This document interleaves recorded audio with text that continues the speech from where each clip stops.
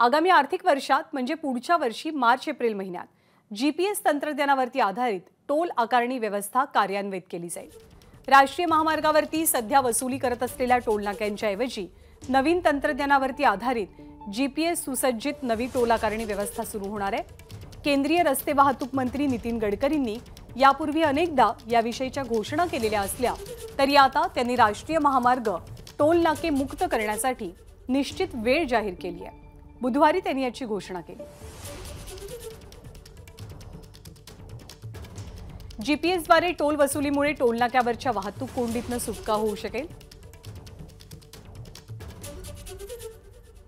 जितक्या टोल मार्गाचा एखादं वाहन वापर करेल तितकाच टोल आकारला जाईल। राष्ट्रीय महामार्गावरती टोल आकारणीसाठी कुठेही न थांबता टोल भरणं या प्रणालीमुळे शक्य होणार आहे। वाहनांचे इंधन आणि वेळेचा खर्च यामध्ये मोठी बचत होऊ शकेल।